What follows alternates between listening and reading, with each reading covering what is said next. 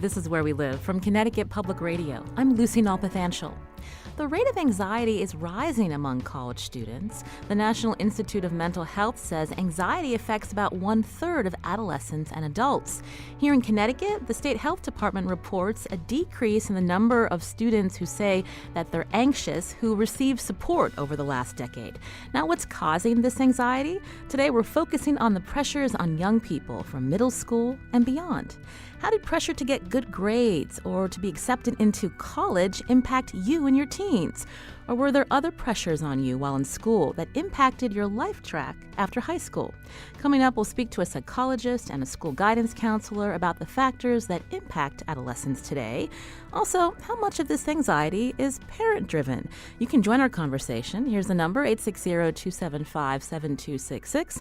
Find us on Facebook and Twitter at Where We Live. To understand the trends seen around the country, joining us by phone is Dr. Mary Alvord. She's a psychologist and clinical fellow with the Anxiety and Depression Association of America.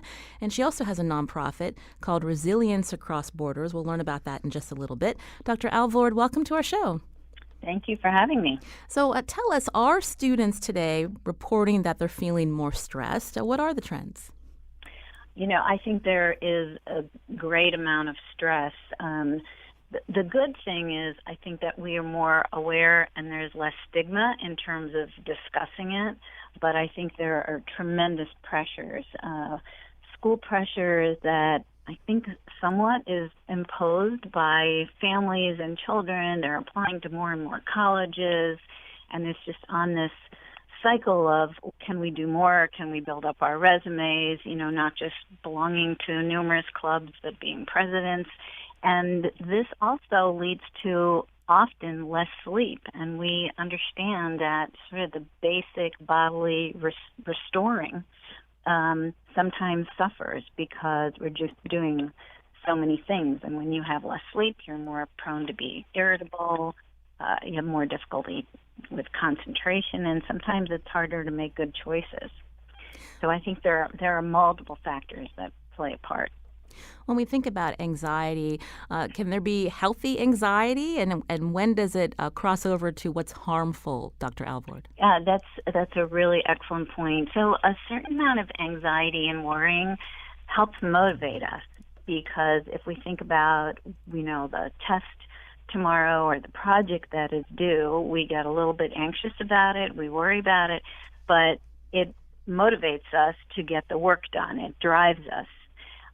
However, it crosses over to unhealthy anxiety when, in fact, it prevents us from doing what we need to do. And, we get stuck. We talk about also anxiety at that level when what we call catastrophizing. And catastrophizing, and we think the worst case scenario, and it just builds up in our minds. With what we call self-talk, what we say to ourselves in our heads, but we can build these up, and that's when it gets in the way. So we really need to look at how much is a little bit of anxiety to help move us forward versus stepping over into that realm when it actually prevents us from moving forward. When we think about anxiety, is it at times, could it be a learned behavior? So if you grow up and you have very anxious parents, does that kind of feeling then translate to children and how they learn to cope or maybe not cope with situations that come up? I do. Parents are models, so they model how to problem solve and how to cope. And I think there's also a genetic component to it, but I think so much of it is learned, and which is why I've really devoted years to working with teens to figure out how can we get those thinking habits and develop better coping mechanisms. And often parents can learn along with their children and their teens to do that. This is Where We Live. On the phone with me, Dr. Mary Alvord, psychologist and clinical fellow with the Anxiety and Depression Association of America. Today we're talking about the pressures that are on adolescents and teens and young adults. And where does that anxiety and stress, where does it come from? What are the factors contributing to those feelings of being over stressed today? If you're a young person that thinks back to when you were in high school and the pressure that was on you, again, to either fit in or to get certain grades, even to get into what's considered the quote-unquote dream school, you can join our conversation, 860-275-7266. Dr. Alvord, you mentioned that you've been working with teens for many years to help them deal with feelings of anxiety and depression. But I'm wondering, we focus a lot on, at least in popular culture, many of us are connected to our phones, our tablets, the presence of social media. How has that contributed to the way children interact with others and the way they feel about themselves? Well, I think it's a really important topic because they're all connected. Even kids in elementary school often are walking around with smartphones, and they are privy to news as it happens and globally. So not only are we affected by what is going on in our friendship group as a teen or even at our school, but now it's all of the schools. And I think that just creates a lot of stress. The other, in terms of their interaction, is that it can be a positive. If you're socially anxious, it might be a great way to communicate because you're not doing it in person. And so it might be easier to text someone or email someone or put out an Instagram to try and connect. On the other hand, there's an expectation that you're included.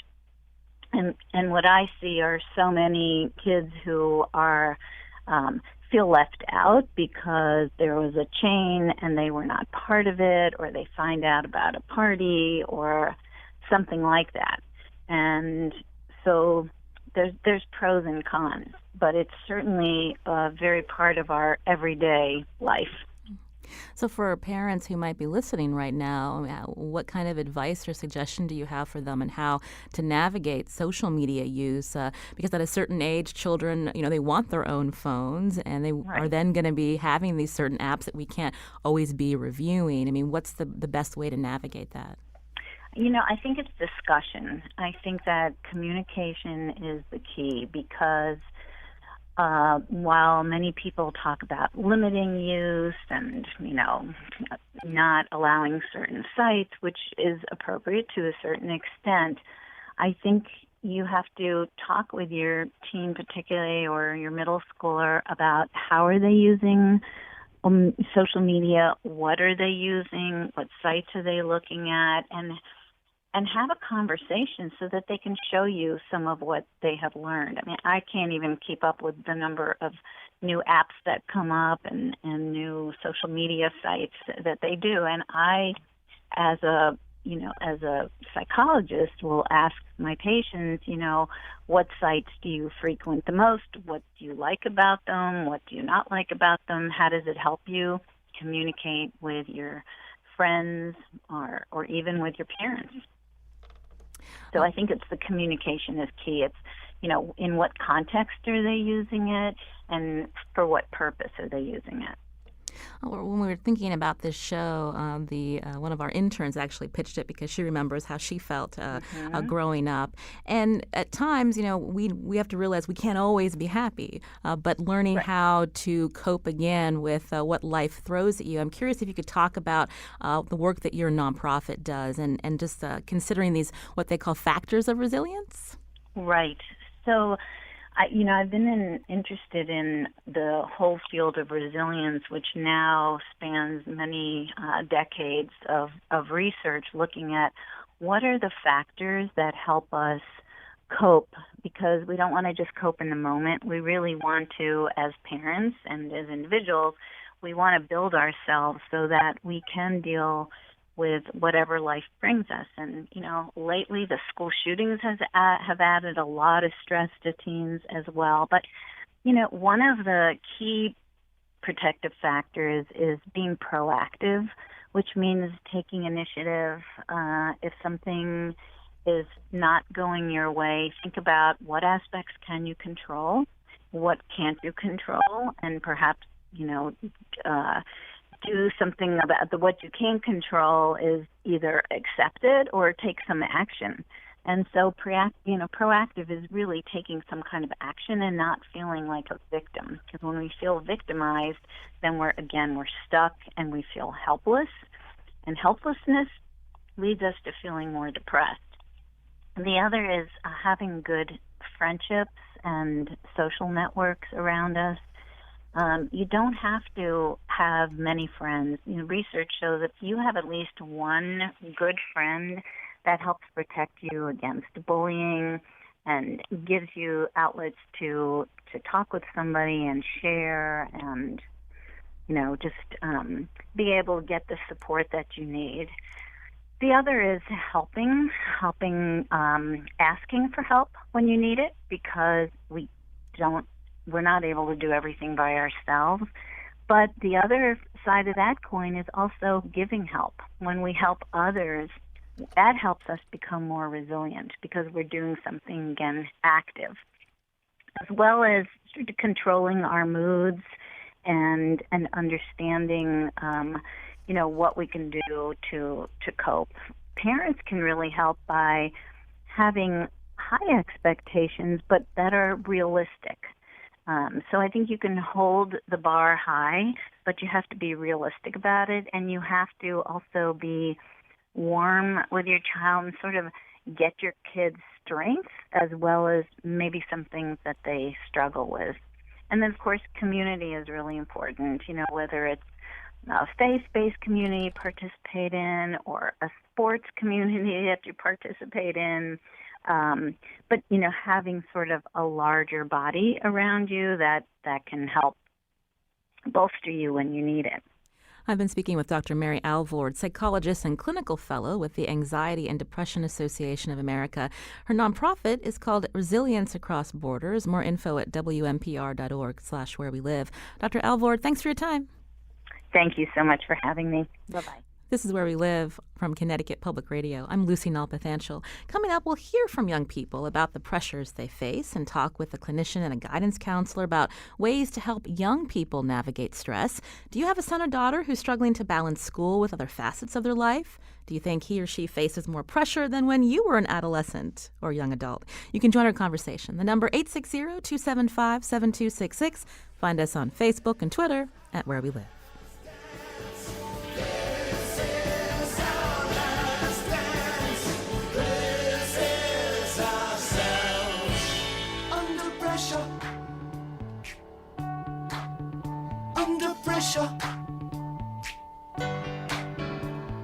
Pressure.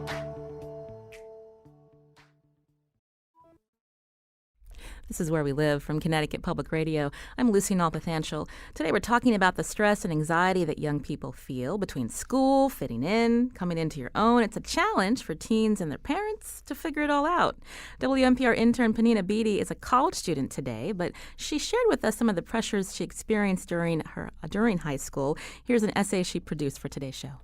The bus drops me off at 5:30 p.m. outside my house. I'm exhausted after a long school day. Jewish studies in the morning and secular in the afternoon. As soon as I walk through the door, I crash.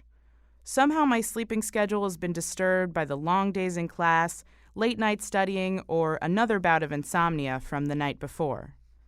I eat dinner and I'm asleep by 7. Most days I have at least an hour and a half worth of homework, so I set my alarm for 5 in the morning, sometimes earlier, to get it done. That's the schedule. Of course, only if I'm being responsible.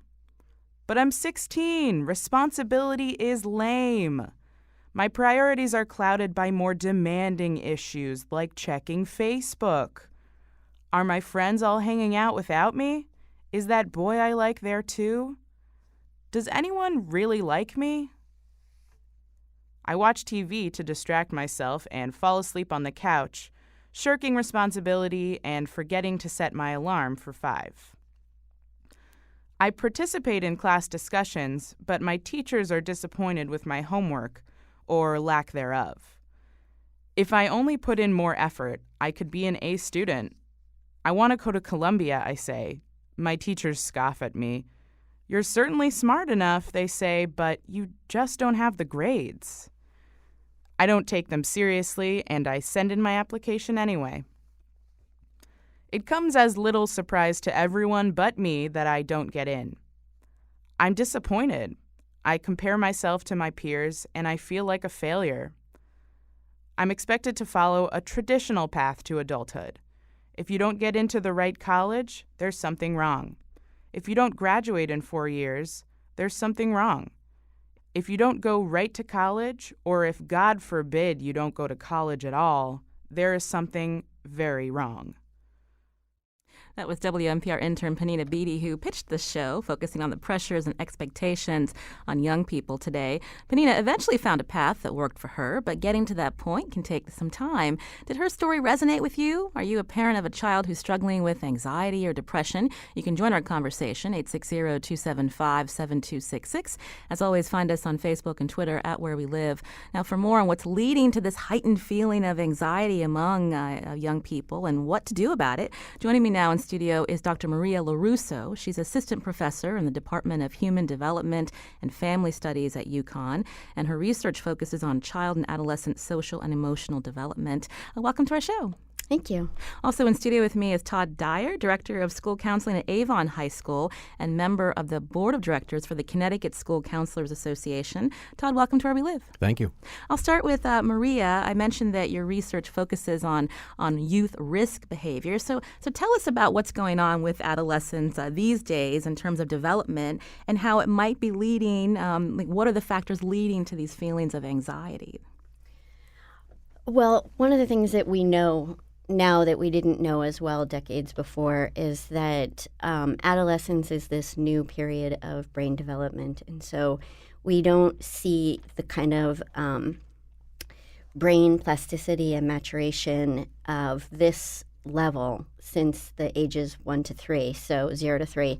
And so given kind of what adolescents are going through in terms of changes in their cognition, changes in their ability to think more abstractly, and it's that the brain is developing more rapidly than their experiences to sort of match and kind of work with that new level of more complex thinking and problem solving and strategizing. And so often adolescents are trying to make sense of a world that is complex, including their own social worlds, their academic spaces, the larger world, but at the same time, they're still immature. They're still trying to figure things out. They still don't have the level of development that they need to make consistently responsible decisions, to regulate their emotions, to have perspective on problems that occur and sort of how they may not be a problem that's going to follow them throughout the rest of their lives. And so it's an intense time of development. There's so much going on. And at the same time, there are many pressures, academic pressures, social pressures. And so typically we do see it as a period of intense change and growth, and there are many ways in which that leads to lots of positive outcomes, but there can be challenges on the way. When we think about this latest generation, I think the term is Generation Z, but when we think about the things that are in their lives that maybe I didn't grow up with in the 80s or my parents didn't grow up with, how does that, I guess, further exacerbate the challenges that adolescents have to figure out? Yeah, I mean, I think, some things are still the same, right? I mean, there are certain ways in which adolescents are still figuring out their sense of self and their identity. They're still dealing with peer pressures and,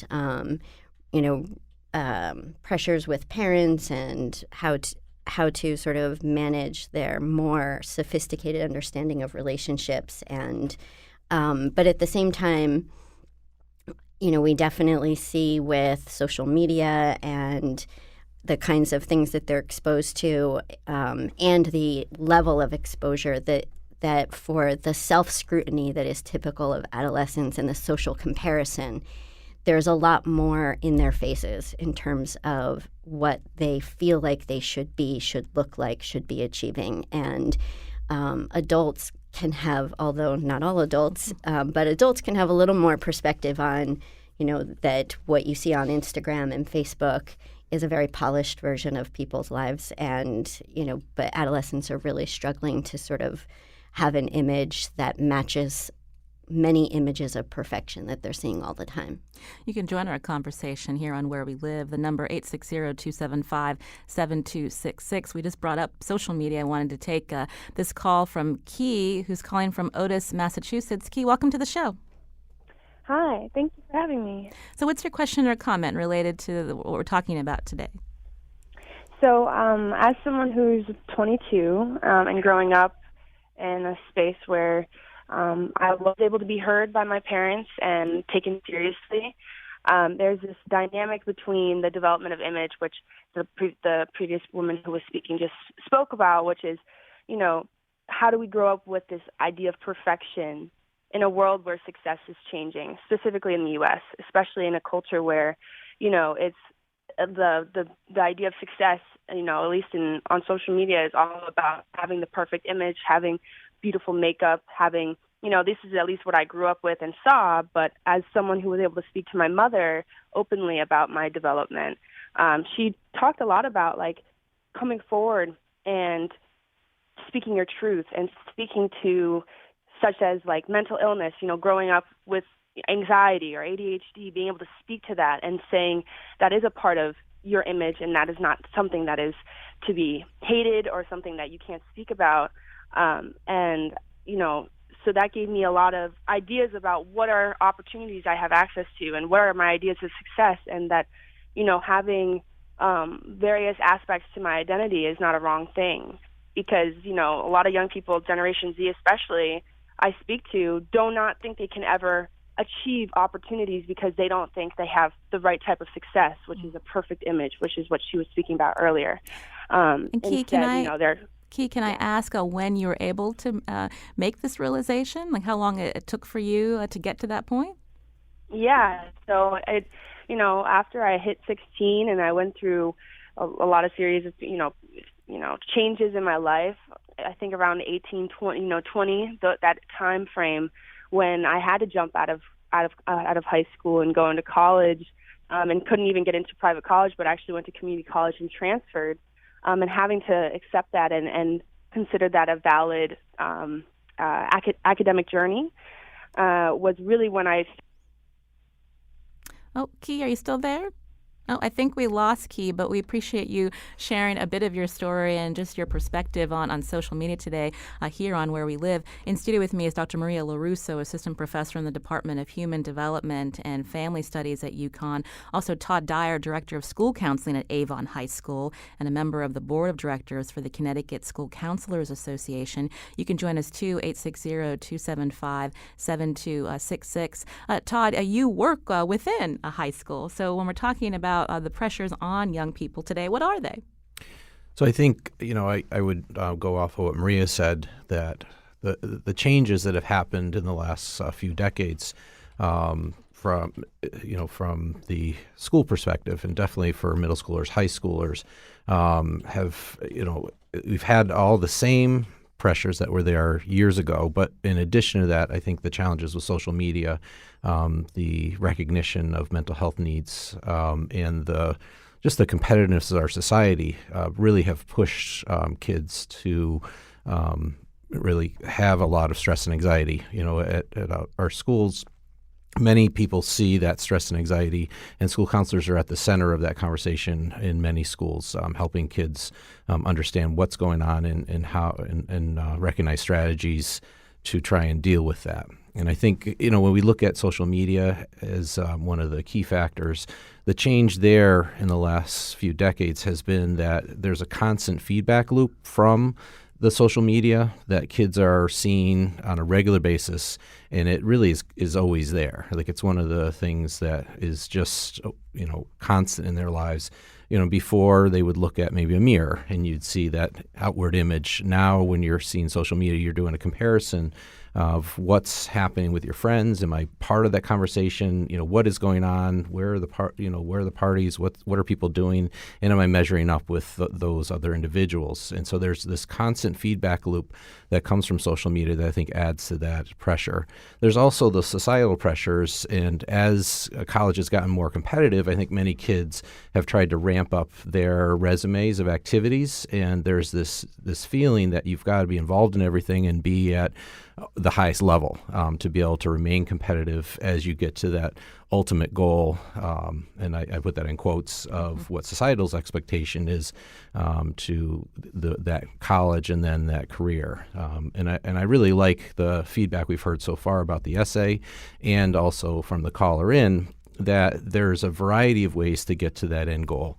And I think that's a conversation for us in the schools to really be trying to get young people to understand that there's more than one way to meet that end, and that if you don't meet the end right away, that's okay. And that you can be okay with where you're at, and that sort of understanding yourself and where you fit into that next step. You mentioned Todd, the constant feedback loop, but also when students see that they feel like they have to do more and more to get into college. Where's that coming from? Is that their own realizations when they see what their peers are doing, or does that also come from stress from home, from the parents who say, you need to get certain grades, we want you to get to a certain school? I'm just curious how you're able to talk with students about balancing those pressures and expectations. Right. And I think, school counselors are at the heart of that conversation with their students and trying to help them, build a rigorous experience in high school, but also balance that rigorous experience in a way that hopefully you can manage stress and the anxiety of it. I do think, there's multi-factors that weigh on students as they're going through their lives. And a lot of times it's just trying to get through that day-to-day of how do I fit in? How do I become who I'm going to be? Figuring out what makes sense to me, and then look at those next steps. But definitely a lot of teenagers that I've worked with are dealing with the societal pressures. So what is the norm? What is the ideal? Pressures from home, pressures from their friends, and also pressures from the school itself. There's often a culture within their own school system that sort of leads them to that next step. And I think success, as we define it, is really hopefully individualized. And I think in our work with students, we try and help them understand their successes, their strengths, their interests, and their value as it relates to their future goals, and not that the future goals define them, but that they are going to define their futures. You can join our conversation, 860-275-7266. Taylor is calling from Ellington. Taylor, welcome to our show. Hello. I understand you're a freshman at UConn. Tell us about, did you ever feel anxious or a lot of stress in high school, and did that carry over when you enrolled as a student at UConn? Yeah, so definitely. In high school, I took a lot of the advanced placement classes, which basically just mimic the college level classes, and they give you the credit for those courses. Should you do really well in the classes. And I think that was a huge adjustment for me, because it's not like you're going to class and the teacher's giving you everything that you need. The teacher's giving you a small bit of what you need, and then the rest you kind of have to take home and work with yourself. You might have to teach yourself a chapter. So I think that was definitely a huge adjustment for me. And then going into college, even though it was kind of stressful, I think it was helpful at the same time, because I already kind of had those skills to be able to go home and teach myself a chapter or watch videos or study on my own and kind of deal with it myself, instead of like the teacher like holding your hand as they may in other classes. That's good that you had that support system, but I'm wondering when you see other freshmen, whether it's in your dorm or in your classes, if they're under stress, do they know where to go to get help, Taylor? So a lot of the time, UConn is actually very good with counseling and mental health services, which is located, it's I don't know if you're familiar with the UConn campus, but it's located kind of in the center of campus, and basically they'll always be open to take student concerns if a student has depression, if they're feeling anxious. We also have a lot of other organizations at the university. I know that the UConn Police Department does something called Study Break with a Cop and Coffee with a Cop, And what those are is that during finals week and really any time you could go and visit and sit down and talk to them and take a break from your finals. And so I think that facilitates kind of a sense of community within both the administrators at the university and also the students to try to get them to get the help they need. But I think that definitely, I know a lot of students, and I know I don't remember who was talking prior to me about how social media can impact a lot of college freshmen. Going in, I was very overwhelmed with how large UConn was because it's on upwards of 30,000 students, and I would go on my Instagram and I'd see all my freshman friends having fun, going out to parties, joining sororities and whatnot. And I often sat there thinking like, oh my gosh, am I not doing enough? Am I not having as much fun as them? And it really can become toxic if you forget that social media is kind of a highlight reel. It's only really what people want you to see. You're not seeing, the breakdowns that they're having over a biology test at 11 o'clock at night. It's nothing like that. Well, Taylor, I'm glad to hear that you're doing well in school and that there are supports in place. Thanks for joining us today. And you can join us too, 860-275-7266. I wanted to go back to one of my studio guests, Dr. Maria LaRusso, assistant professor in the Department of Human Development and Family Studies at UConn. Maria, we heard Taylor mention that she has had supports in place when she was in high school. She feels like she can really navigate now that she's transitioned to a college freshman. But there's this statistic from the American College Health Association. They do an annual survey of students. This was reported by the New York Times. And in their latest survey of students, 62% of students felt overwhelmed, and that's growing each year, and that anxiety has overtaken depression. And so I'm wondering in terms of what kind of services or supports are being developed as we see that number rising. Yeah, we are seeing levels of anxiety that are peaking right now for adolescents. And so it's on the radar of schools, it's on the radar of researchers, parents. So I think part of what we need to be focused on is that we can get really caught up in schools, and especially high schools, on the academic achievement indicators and the goals for academic achievement and college readiness and all of those things. But part of college readiness, or part of readiness for moving toward adulthood, is really based in more non-academic skills. So emotion regulation, self-awareness, social awareness, the kinds of skills that are part of social emotional learning and development, and that we tend to see a lot of programs in elementary schools that are focused on giving kids these kinds of skills and supports and coping strategies. But we see less of those programs in middle and high school. And even from a research perspective, we know less about what works at those ages than we know about the effectiveness of programs for younger children. And so we want to be thinking about how can we be developing these other important competencies of adolescents, because those are the competencies that allow them to manage stress, to bounce back, to be resilient, to keep in perspective what's really important in their lives. That's an important point. And Jennifer, who's calling from New Haven, that's something that you're also working on, is teaching college students how to manage stress? Yes. So, so many things that people were saying are part of the bigger, what I call the palette that I introduced to my students. One of the biggest things is just having them understand what stress is, this idea of positive and negative stress, and can they even identify it? Do they even know about it? Because I really believe that when you have awareness, it's very helpful. Then you can say, oh, that's where that comes from. And so I spend, my semesters just helping develop that awareness and then giving them experiential tools so that they can have choices at the end of the semester. Oh, I'm having palpitations. Oh, I can do this mindfulness exercise. Or, oh, I need to go dance. Or, oh, I didn't sleep last night. So I'm seeing every semester at the beginning, like people look kind of shell-shocked. And then at the end, they're more relaxed and they have creative choices. And, of course, it's for all of us. But within the, stress management class, that's what they're looking for.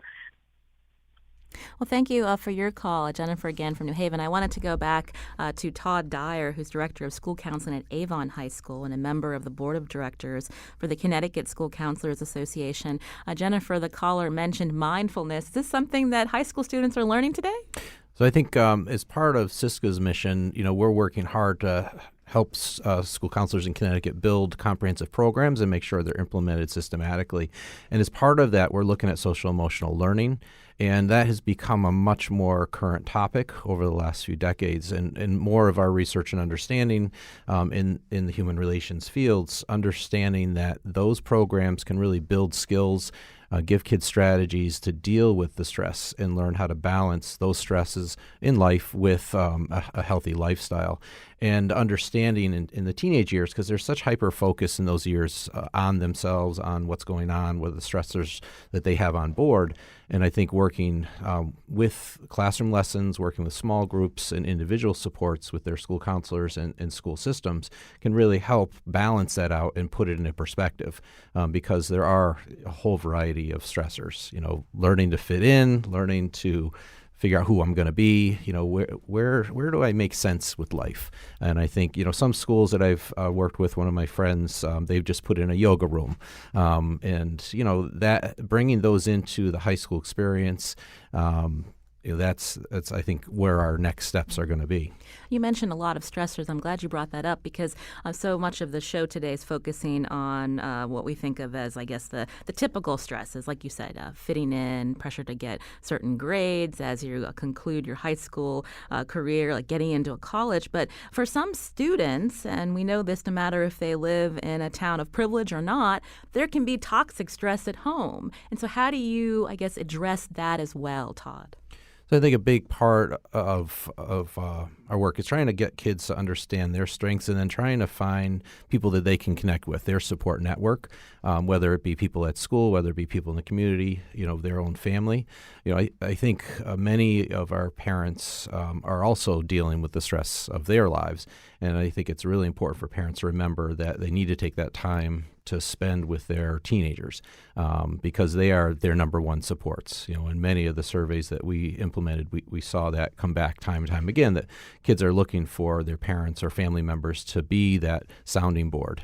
Not that their friends aren't there, and I think a lot of parents see their teenagers sort of moving toward their friends as their core focus, their circle of friends, but also that the understanding needs to stay there that parents are still going to be key point in their life.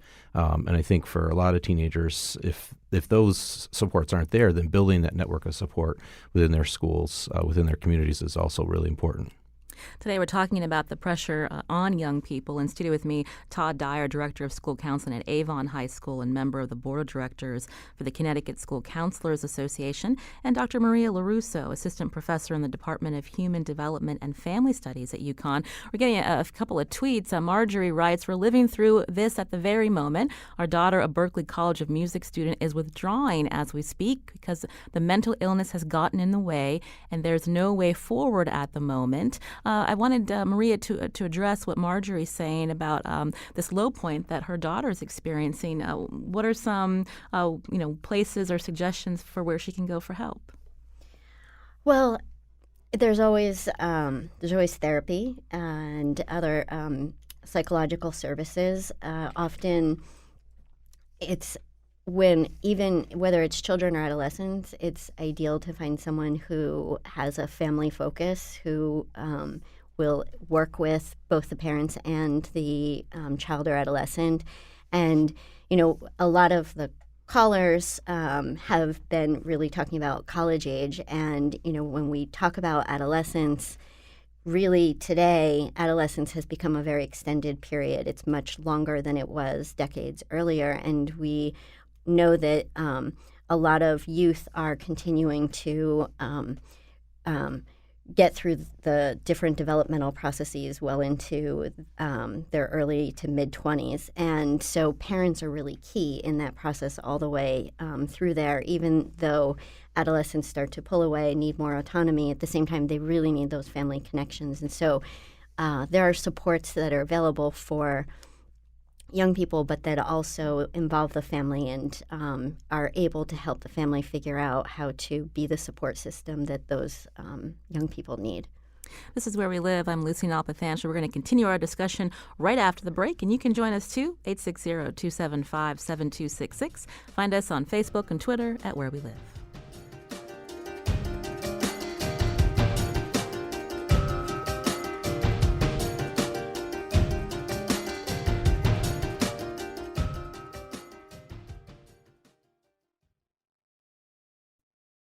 This is Where We Live. I'm Lucy Nalpathanchel. Next Thursday, join me at Grace Farms in New Canaan, Connecticut for a discussion about the global refugee crisis. Panelists will be from the Connecticut Institute for Refugees and Immigrants and Save the Children U.S., talking about displacement as well as more on the resettlement process. You can learn more at CIRICT.org. We hope to see you there. Now, today we're talking about the stress young people are under today. My guests in studio, Todd Dyer, Director of School Counseling at Avon High School, and Dr. Maria LaRusso, Assistant Professor in the Department of Human Development and Family Studies at UConn. And we were thinking about, what can help kids do better in school and balance their schedules. And one of the things that comes up is starting school a little later in the morning so that kids can actually sleep. This evening, the West Hartford School Board will be voting on whether to shift the school schedule. Joining us for just a couple of minutes to talk about this is Cheryl Greenberg, who's chair of West Hartford's Board of Education. Cheryl, welcome to the show. Thank you. So tell us, where did the idea come from to shift the day in West Hartford, and how much of a shift are we talking about? Well, the idea actually has been around for more than 10 years, but the most recent incarnation came from a group of parents and teachers who asked the board if we would address the question of later school start times for the sake of student health, both mental and physical. And the superintendent organized a committee that was made up of parents and teachers and administrators and coaches, et cetera, so stakeholders, parents, to investigate. And they spent about a year looking at all the different questions from transportation to athletics to the science. And then they came forward with a couple of with a proposal. And they gave a pro and con list. And then we asked for specific proposals to specific times to look at, and then chose among those times. And so the current debate is high school would start at 8:10, middle school would start at 7:40 or 7:45, and elementary school would start at 8:40. And how would you characterize the debate in the town of West Hartford, Cheryl? Is there consensus for this change, and what's the flip side of some concerns about shifting the time? Yeah, no, there's no consensus at all. It's quite contentious. There are people who feel extremely strongly on both sides. Most of the people who are in support acknowledge the science and talk about their own struggles or their children's struggles with depression or exhaustion or whatever, or their own experience elsewhere in later start times. The people who oppose it generally talk about the disruption to families with the changing times, potential transportation costs. They're dismayed, as indeed are we, about the possibility of moving middle school earlier, about athletics issues, things like that. Well, that's again Cheryl Greenberg, who's chair of West Hartford's Board of Education. Cheryl, before you go, there is that Hartford Current story that just looked at some of the behind-the-scenes advocacy and sharing of information, and it focused on you and how you emailed a certain friend and advocate for later to start time. Did you want to address that at all? Do you think that you handled it appropriately? Well, I tried very hard to be balanced in my position as chair, to not take a position either way, but I never pretended that I wasn't an advocate in my private life as an individual. I think the article completely mischaracterized and took out of context several of the comments, and I'm trying to reach out to some of the people that were named to apologize to them for that. It was not intended, but that's what happened. And I do apologize for any straying beyond the boundaries between advocacy and impartiality that I did, and I take full responsibility for. Well, Cheryl Greenberg, thank you for joining us just for a few minutes to talk about this a possible vote tonight for the West Hartford School Board looking at a later start time. And I wanted to go back to our in-studio guest because I wanted to find out a little bit more about the science. What does the science tell us about how much sleep do adolescents need? I'll start with you again, Dr. Maria LaRusso from UConn. Yeah, so one of the things that we know, and it's probably no coincidence, that alongside high levels of anxiety in adolescents, we also have adolescents who are chronically sleep deprived. And the science supporting later school times for adolescents is really strong. The studies that have followed school districts that have changed to later start times have seen positive impacts in a very broad range of areas. So you not only see reductions in tardiness, reductions in absenteeism, you see improvements in academic achievement, reductions in anxiety, reductions in substance abuse, general improvements in mental health and well-being. As someone who does research on looking at programs and interventions in school that are supposed to improve adolescents' social and behavioral development, I've never seen anything that consistently has impact on such a broad range of outcomes. And so the science is very strong supporting that. And Todd, again, you're with Avon High School as Director of School Counseling. In your career, have you worked or seen the impact of later start times on student performance and functioning? So I know that there's a lot of research out there to the effect that says later start times are helpful for teenagers. I guess my perspective is slightly different. I think it's a cultural standpoint, and kids definitely need at least 8 hours of sleep, the teenage years, especially because they're growing and developing. But I think a lot of our teenagers nowadays, especially with access to social media, to online content, they stay up late. And so I think part of it is adjusting your schedules. And so if kids are staying up till 10:30, 11, they're going to have a tough time getting up and going to school at 7 o'clock or 7:15. The last two schools that I've worked at, we've had start times a little bit later, so 8 o'clock and 7:40. And I think those times are late enough to allow a student to get in, and still have a full day and then have the after-school activities. Because there's definitely pros and cons to this argument, as we already heard from our call-in guests. And those issues can really impact what happens after school, the family, and a lot of the extracurricular activities. So if you push the school day later, that's going to sort of have a trickle-down effect. Hopefully, again, I do feel it goes back to the routines, and I've seen kids that have been able to manage that routine well and get to bed at a disciplined time.